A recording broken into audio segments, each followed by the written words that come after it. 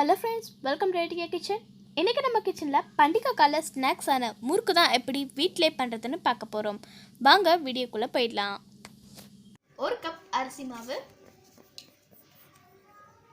1/2 cup உளுந்த மாவு, 1/2 cup உளுந்து எடுத்து வறுத்து அரைச்சுக்கிட்டேன். இப்போ அதையும் ஆட் பண்ணிக்கலாம். கொஞ்சமா சால்ட், கொஞ்சமா எள்ளு, ஜீரகமும் போட்டுக்கலாம். அடுப்புல எண்ணெய் வச்சுருக்கேன். காய்ச்சிட்ட எண்ணெயில 2 ஸ்பூன் எண்ணெய் மாவுக்குள்ள ஊற்றிடலாம்.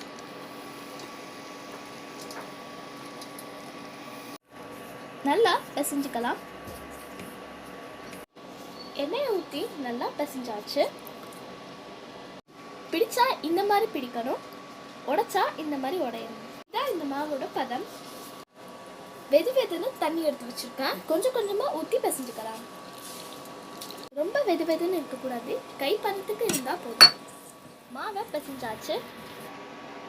நான் இந்த முறுக்கச்சு தான் எடுத்திருக்கேன். மாவை முறுக்குறதுக்குள்ள போட்டுக்கலாம். போட்டு பொரிச்சு எடுத்துக்கலாம். பாருங்க, நம்ம மாவு உடையாம எவ்வளவு சூப்பரா வருதுன்னு.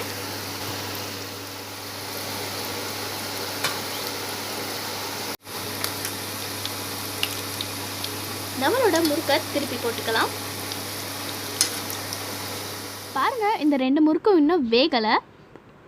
ஆயில் பபிள்ஸாக இருக்குது. இந்த 2ம் நல்லா வெந்துடுச்சு. எந்த ஒரு ஆயில் பபிள்ஸும் இல்லை. இதை நம்ம இப்போ எடுத்துக்கலாம். நம்மளோட முறுக்கு ரெடி ஆயிடுச்சு, எடுத்துக்கலாம்.